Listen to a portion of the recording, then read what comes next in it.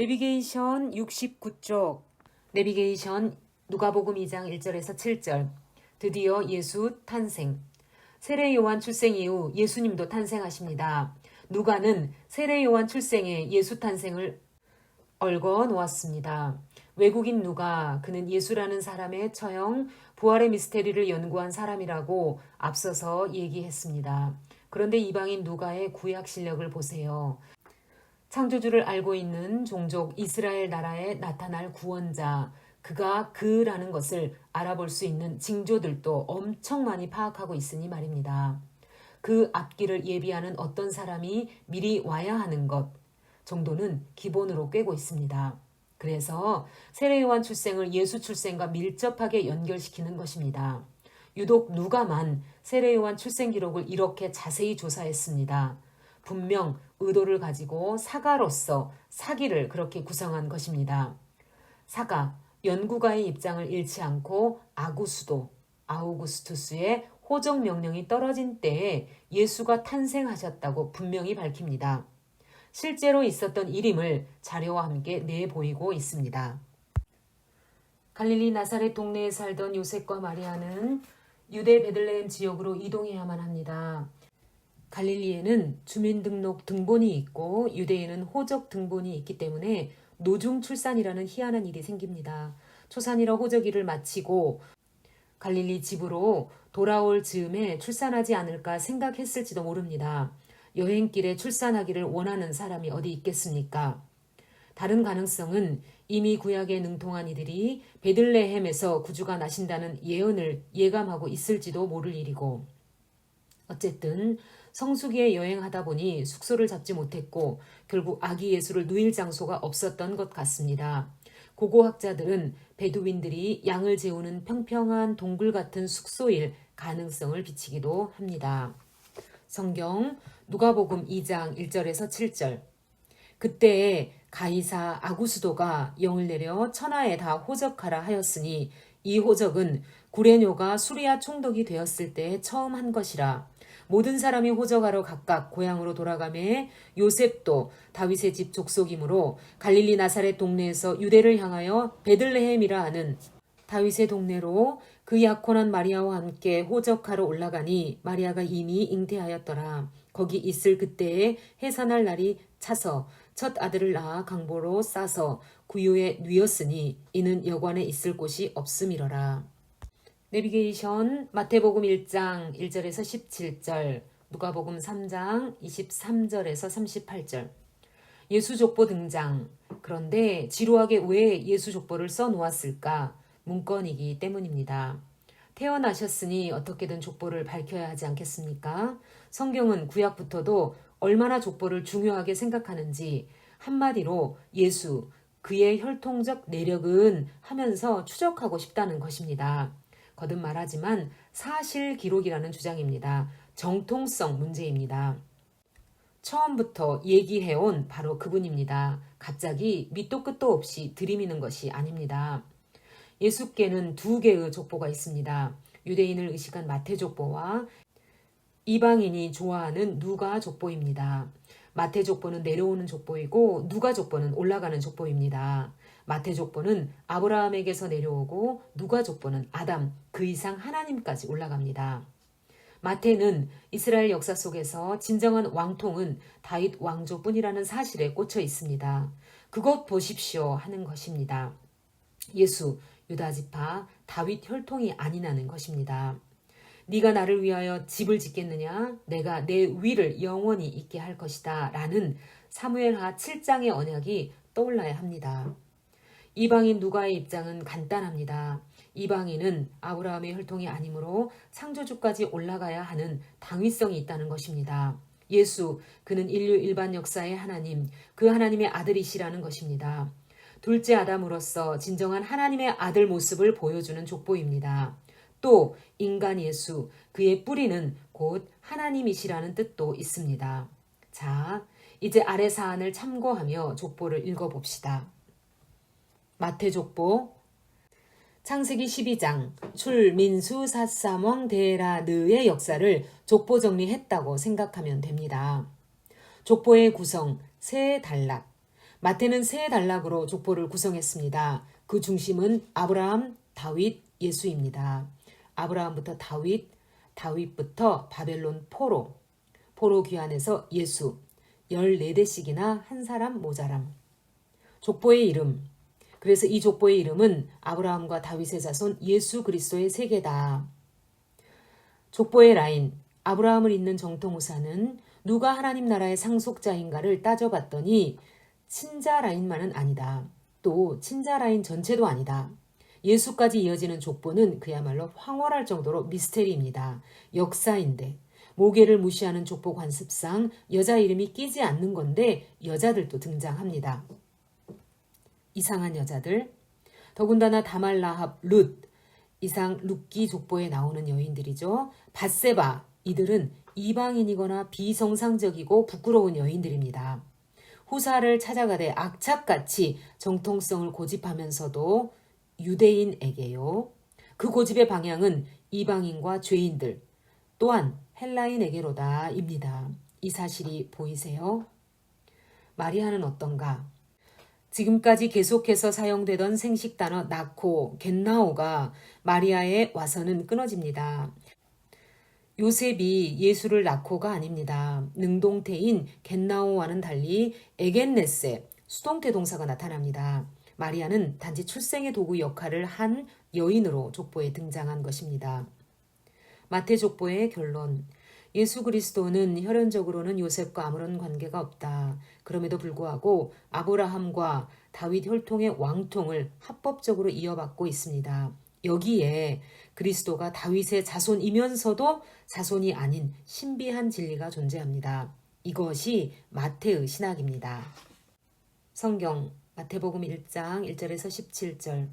아브라함과 다윗의 자손 예수 그리스도의 계보라. 아브라함이 이삭을 낳고 이삭은 야곱을 낳고 야곱은 유다와 그의 형제들을 낳고 유다는 다말에게서 베레스와 세라를 낳고 베레스는 헤스론을 낳고 헤스론은 람을 낳고 람은 아미나답을 낳고 아미나답은 나손을 낳고 나손은 살몬을 낳고 살몬은 라합에게서 보아스를 낳고 보아스는 룻에게서 오벳을 낳고 오벳은 이새를 낳고 이새는 다윗 왕을 낳으니라. 다윗은 우리아의 아내에게서 솔로몬을 낳고 솔로몬은 르호보암을 낳고 르호보암은 아비야를 낳고 아비야는 아사를 낳고 아사는 여호사밧을 낳고 여호사밧은 요람을 낳고 요람은 우시야를 낳고 우시야는 요담을 낳고 요담은 아하스를 낳고 아하스는 히스기야를 낳고 히스기야는 므낫세를 낳고 므낫세는 아몬을 낳고 아몬은 요시야를 낳고 바벨론으로 사로잡혀 갈 때에 요시야는 여고냐와 그의 형제들을 낳으니라. 바벨론으로 사로잡혀 간 후에 여고냐는 스알디엘을 낳고 스알디엘은 수룹바벨을 낳고 수룹바벨은 아비옷을 낳고 아비옷은 엘리야김을 낳고 엘리야김은 아소르를 낳고 아소르는 사독을 낳고 사독은 아킴을 낳고 아킴은 엘리웃을 낳고 엘리웃은 엘리아사를 낳고 엘르아살은 mat단을 낳고 mat단은 야곱을 낳고 야곱은 마리아의 남편 요셉을 낳았으니 마리아에게서 그리스도라 칭하는 예수가 나시니라. 그런즉 모든 대수가 아브라함부터 다윗까지 14대요. 다윗부터 바벨론으로 사로잡혀 갈 때까지 14대요. 바벨론으로 사로잡혀 간 후부터 그리스도까지 14대더라. 누가복음 3장 23절에서 38절. 사람들이 아는 대로는 요셉의 아들이니 요셉의 위로는 헬리요 그 위는 맏다시요 그 위는 레위요 그 위는 멜기요 그 위는 얀나요 그 위는 요셉이요 그 위는 맏다디아요 그 위는 아모스요 그 위는 나오미요 그 위는 에슬리요 그 위는 낫게요 그 위는 마아시요 그 위는 맏다디아요 그 위는 서머인이요 그 위는 요색이요 그 위는 요다요 그 위는 요하나니요 그 위는 레사요 그 위는 수룹바벨이요 그 위는 스알디엘이요 그 위는 네리요 그 위는 멜기요 그 위는 아띠요 그 위는 고삼이요 그 위는 엘마담이요 그 위는 에르요 그 위는 예수요 그 위는 엘리에서요 그 위는 요림이요 그 위는 맏다시요 그 위는 레위요 그 위는 시므온이요 그 위는 유다요 그 위는 요셉이요 그 위는 요남이요 그 위는 엘리야김이요 그 위는 멜레야요 그 위는 맨나요 그 위는 맏다다요 그 위는 나단이요 그 위는 다윗이요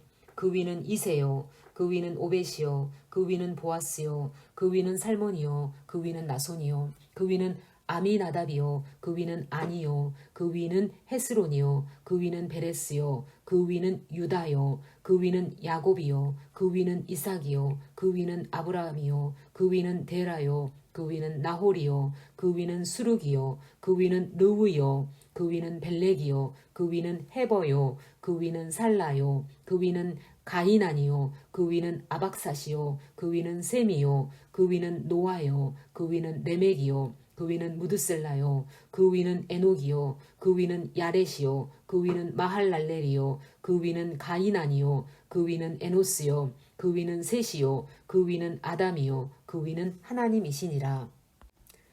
내비게이션 누가복음 2장 8절에서 38절. 예수 탄생 즈음에 일어난 일들, 증인들의 이야기, 목자, 할례, 시므온과 안나 사건. 탄생 증인 1, 베들레헴의 목자들. 누가복음 2장 8절에서 20절. 그토록 기다리던 메시아가 마국간에서 태어났습니다. 예수가 이런 곳에서 탄생할 것을 상상도 할 수 없는 현장. 그렇다면 누군가 그 탄생의 증인이 있어야 하지 않겠습니까? 하필 목동들입니다. 분만 바로 그 즈음 베들레헴 근교 들녘에서 양을 치던 그들이 신비로운 체험을 합니다. 그리고 이상한 메시지 하나가 떨어집니다. 다윗의 동네 베들레헴에 그리스도 메시아 주가 나셨다는 것. 이 메시지의 사실 여부는 강보에 쌓여 구유에 뉘어 있는 아기를 발견하는 것으로 증명될 것이랍니다. 가보라는 것입니다. 나그네 산모가 놓은 마국간에 손님이 옵니다. 뜻밖의 손님입니다. 목동들의 간증을 들은 마리아는 크게 위로를 받았을 것입니다. 다윗의 고향 베들레헴에 기어코 찾아와서 출생하시는 이 왕의 필연성, 참 무서울 정도로 정확합니다.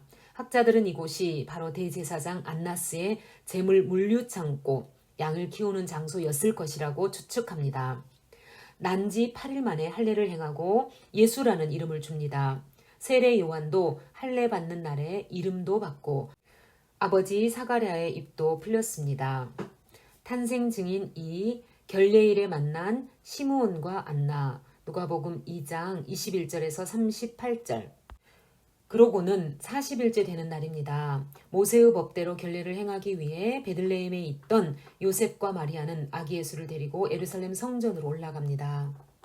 이때 아기 예수를 메시아로 알아본 또 다른 증인들이 나타납니다. 시므온 할아버지와 안나라는 할머니 과부였습니다. 시므온은 과거 언젠가 깊은 기도 중에 하나님의 음성을 들었습니다.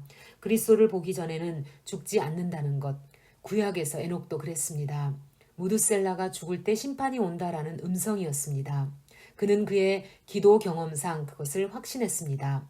살아있는 것이 사명이었습니다. 그리스도를 볼 때까지. 예수, 그는 그리스도다라는 진리를 그런 식으로 살아낸 증인의 인생이었습니다. 아기 예수를 안고 부르는 노래를 눈여겨보세요. 사가랴, 엘리사벳, 마리아, 시므온으로 이어지는 메들리 노래가 들리세요? 성취된 과거의 예언, 그러면서 예고되는 미래, 이 두 화음이 얽혀 있습니다. 소위 시므온의 고별송, 그냥 휘리릭 지나쳐 읽을 내용이 아닙니다. 안나, 약 100세로 추정되는 과부 노인이십니다. 성전에서 주야로 금식하며 기도 생활을 해온 분으로 선지자라고 불렸습니다. 성전 활동을 했던 것으로 보입니다. 그녀도 예수는 구속자로 오신 분임을 말한 증인입니다. 사실 이런 정보는 누가만 찾아냈습니다. 바울이 3차 선교여행을 끝내고 예루살렘에서 체포된 후 2년 동안 가이사랴 감옥에 있을 때 누가는 예루살렘에 머물렀었는데 그때 리서치하지 않았나 추측해 봅니다. 성경 누가복음 2장 8절에서 38절. 그 지역의 목자들이 밤에 밖에서 자기 양떼를 지키더니 주의 사자가 곁에 서고 주의 영광이 그들을 두루 비침에 크게 무서워하는지라. 천사가 이르되 무서워하지 말라. 보라 내가 온 백성에게 미칠 큰 기쁨의 좋은 소식을 너희에게 전하노라. 오늘 다윗의 동네에 너희를 위하여 구주가 나셨으니 곧 그리스도 주시니라.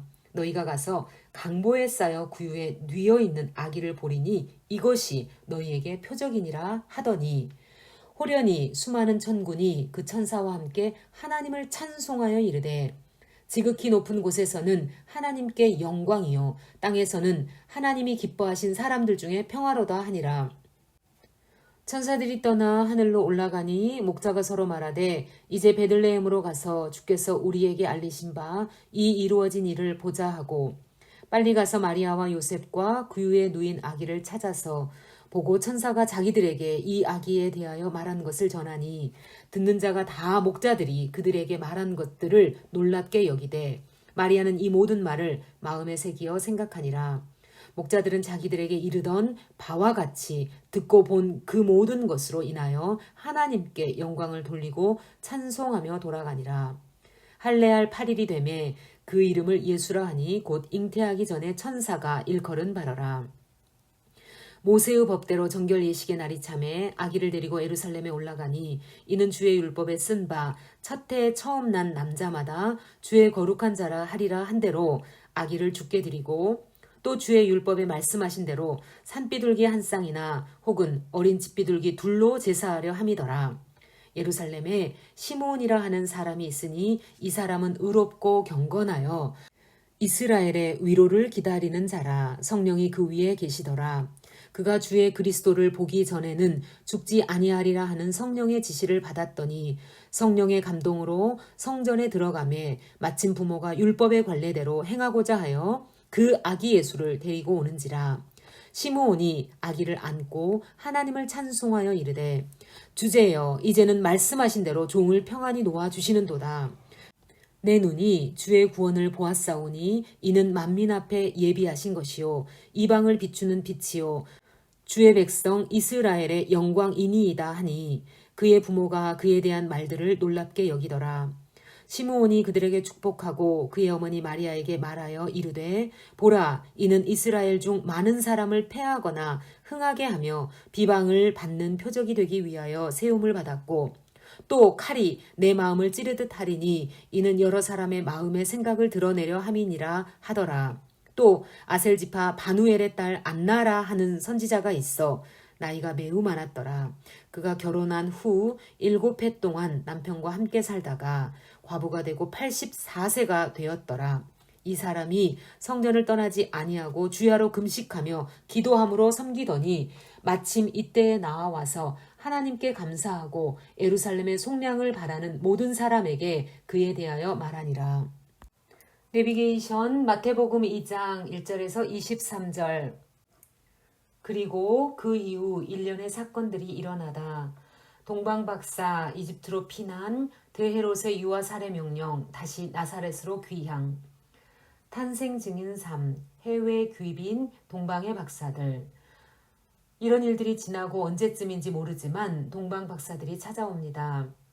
인구조사가 끝난 어느 때쯤 비교적 시간이 흘렀을 거라고 추측하는 이유는 드헤롯의 유아 살해 명령 내용 때문입니다. 드헤롯은 박사들을 만난 때를 기점으로 2세 이하를 죽이라고 했습니다. 동방에서 온 박사, 즉 제사장급의 이 사람들은 사실 국가적 귀빈입니다. 그들은 유대 왕궁에 위대한 왕이 나타났다는 확신을 갖고 축하하며 경배하러 온 친선 사절단이기 때문입니다. 다니엘 등 유대의 디아스포라들의 영향으로 그 지역의 천문학자, 점성가들은 유대의 예언에 민감해 있었습니다.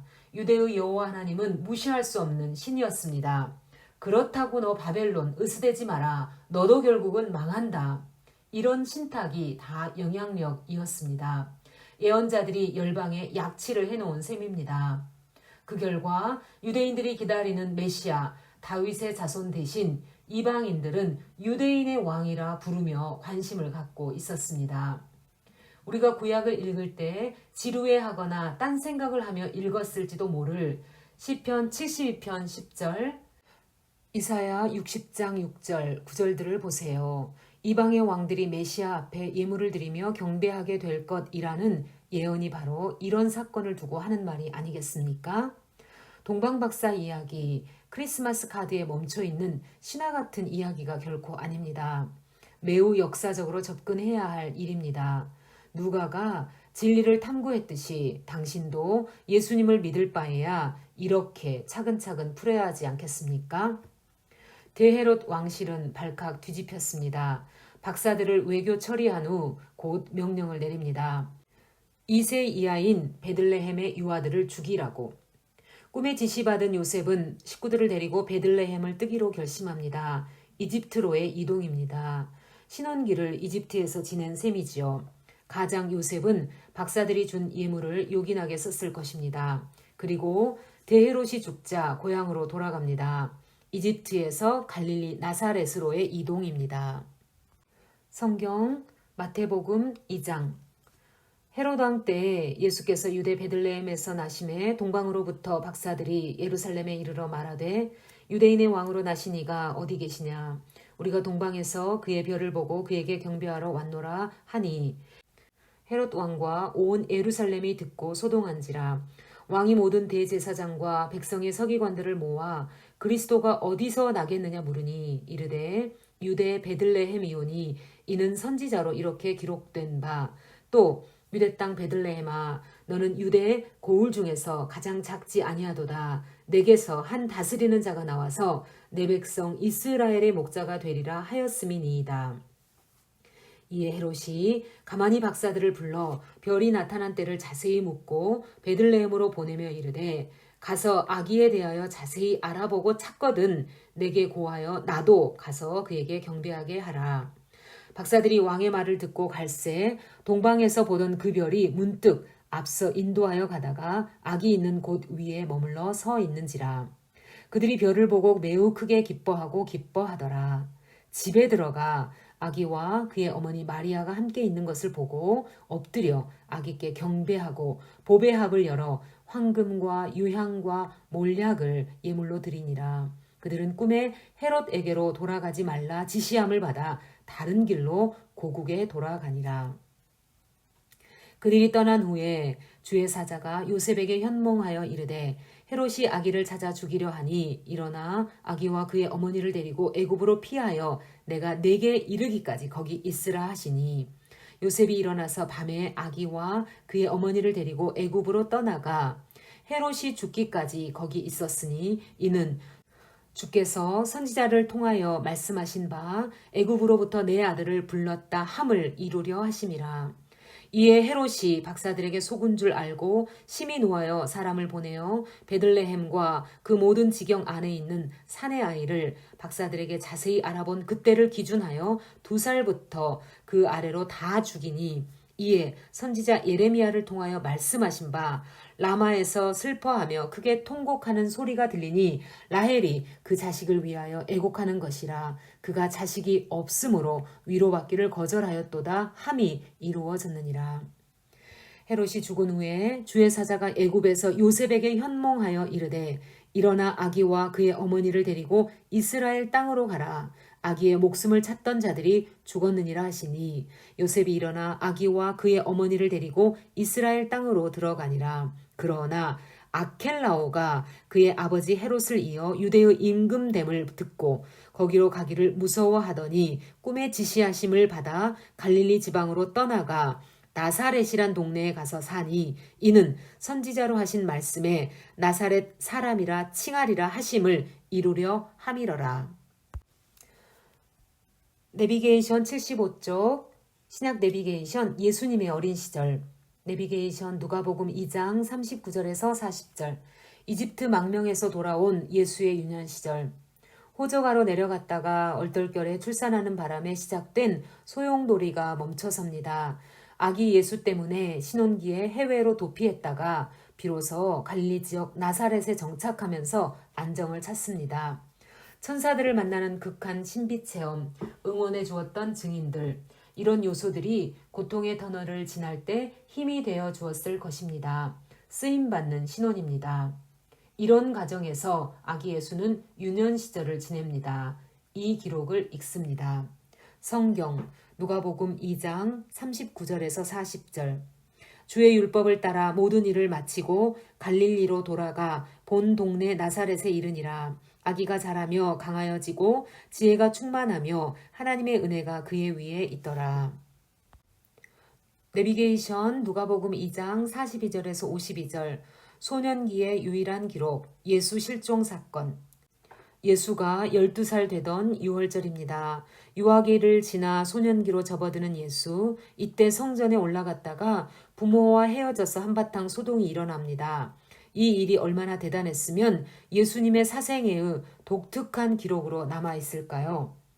요셉과 마리아는 아들 예수가 함께 있으려니 생각하고 여행하다가 아이가 없는 줄 알고 다시 예루살렘 성전으로 되돌아갔는데 선생들 가운데 앉아서 문답식 토론을 하고 있었다는 얘기입니다. 모두가 경탄에 맞지 않았답니다. 이미 앞에서 회당 중등교육을 읽었죠. 예수와 문답하던 선생들은 당대 학자들임을 유념하세요. 기록에 의하면 당시 생존에 있던 저명한 율법 학자들은 힐렐, 샴마이, 가말리엘, 요나단, 시므온, 니고데모 등이라고 합니다. 정말 이 학자들과 토론했는지는 알 수 없으나 가능성을 배제할 수는 없습니다. 그러나 분명히 여기서 유의해야 할 사안이 있습니다. 12세 청소년기로 들어설 시기에 유일한 기록이 당대 학자들을 경탄케 한 토론이라는 점입니다. 놀라운 것은 앞으로 공생의 3년 동안 흐르는 굵은 물줄기는 이들 학자들과의 세력 싸움입니다. 권력 싸움입니다. 왕 싸움입니다. 리더십 싸움입니다. 당대의 학자들과 예수님 간의 신학 논쟁은 십자가에 못 박히시는 주간 화요일에 가서야 예수님의 승리로 일단락됩니다. 이 처절한 논쟁은 바울 시대까지도 이어진다는 사실을 유념합시다. 이 처절한 논쟁의 주제는 그리스도론입니다. 손가락 표시. 점점 뒤로 가면서 확인하게 됩니다요. 성경방 워크북으로 공부하신 분들은 무슨 말인지 알고 계시죠? 또한 이어서 예수는 이때 최초로 하나님을 아버지로 호칭합니다. 내가 내 아버지 집에 있어야 할 줄. 이 언급은 예루살렘 성전의 주인은 하나님이신데 그가 내 아버지라는 의식입니다. 아니나 다를까 예수는 공생의 첫 유월절에도 예루살렘 성전을 청결케 하고 그의 왕권을 선포하십니다. 이렇듯 12살 사생애의 유일한 기록 속에도 앞으로 있을 공생의 요점이 포석되어 있습니다. 12세 예수의 신성을 암시하신 이날 이후 18년 동안은 가정을 섬기며 때를 기다리십니다. 인성으로서의 삶이십니다. 신비입니다. 여기 이 본문까지가 소위 사생애, 공인으로 사역하시기 전까지 기록입니다. 로마 일대 황제 아우구스투스와 대헤롯이 지나갔습니다. 성경 누가복음 2장 42절에서 52절. 그의 부모가 해마다 6월절이 되면 예루살렘으로 가더니 예수께서 12살 되었을 때 그들이 이 절기의 관례를 따라 올라갔다가 그날들을 마치고 돌아갈 때에 아이 예수는 예루살렘에 머무셨더라. 그 부모는 이를 알지 못하고 동행 중에 있는 줄로 생각하고 하룻길을 간 후 친족과 아는 자 중에서 찾되 만나지 못하매 찾으면서 예루살렘에 돌아갔더니 사흘 후에 성전에서 만난즉 그가 선생들 중에 앉으사 그들에게 듣기도 하시며 묻기도 하시니 듣는 자가 다 그 지혜와 대답을 놀랍게 여기더라. 그의 부모가 보고 놀라며 그의 어머니는 이르되 아이야 어찌하여 우리에게 이렇게 하였느냐 보라 내 아버지와 내가 근심하여 너를 찾았노라. 예수께서 이르시되 어찌하여 나를 찾으셨나이까 내가 내 아버지 집에 있어야 될 줄을 알지 못하셨나이까 하시니 그 부모가 그가 하신 말씀을 깨닫지 못하더라. 예수께서 함께 내려가사 나사렛에 이르러 순종하여 받드시더라. 그 어머니는 이 모든 말을 마음에 두니라. 예수는 지혜와 키가 자라가며 하나님과 사람에게 더욱 사랑스러워 가시더라. 아멘. 내비게이션 76쪽 가이드. 18년이 지났습니다. 사생애가 끝났고요. 공생애가 시작됩니다. 18년이 지났습니다. 예수님이 30세쯤 되셨을 때 세상은 어떻게 변해 있었을까요? 정치 세력들도 물갈이가 많이 됐네요. 자세히 미루어 살펴보고 있는 누가에 의하면 그 예수 사건이 일어난 때는 티베리우스가 로마 황제인 때, 본디오 빌라도가 예루살렘, 한국으로 치면 서울, 그 예루살렘의 총독이었을 때 기타 각 지방은 헤롯 가문의 분봉왕 안티파스와 빌립이 다스릴 때 그리고 다메섹 서쪽 아빌레네는 루사니아가 다스릴 때였다고 확인하고 있습니다. 그리고 대제사장으로 안나스 가문, 장인 안나스, 사위 가야바, 그 가문이 실권을 쥐고 있을 때랍니다. 누가는 사학자 맞죠? 로마 군인들은 창을 들고 정복한 땅을 감시하느라 혈안이고 그 와중에도 여전히 성전에서는 제사가 드려지고 학자들은 율법을 강론하고 백성들은 일상의 삶을 살고 있습니다. 농사꾼은 여전히 올리브 모아가 포도나무를 재배합니다. 양 키우는 베두인이 있는가 하면 털을 가공하는 사람들도 많네요. 갈릴리 여부는 여전히 그물을 던지고 있고요. 맛있게 하는 식당은 여전히 손님이 많고 장사 안 되는 식당은 걱정이 태산이네요. 공예품 상가에는 온갖 수공업 물건들로 즐비합니다. 누구든지 기술 하나씩은 있어 보입니다. 기름 짜서 파는 사람은 오늘도 올리브를 선별해야 하고 그 집 아이들은 여전히 학교를 가야 합니다. 신도시에는 철공소 비즈니스도 잘 되네요. 그런가 하면 해외에서 예루살렘을 찾는 이들을 대상으로 관광 상품이 여전히 불티나게 팔리고요. 일부 특권층 소비 문화는 여전히 비싼 향유, 사치품이 팔리고 있네요. 비즈니스 마인드가 있는 상인들 중에는 일찍이 해외 무역에 눈을 떠 짭짤하게 재미 보고 있네요. 오파상들이죠. 돈이 모이면 재테크에 눈을 돌리는 사람들도 많네요. 눈에 띄는 자산가들도 있고요.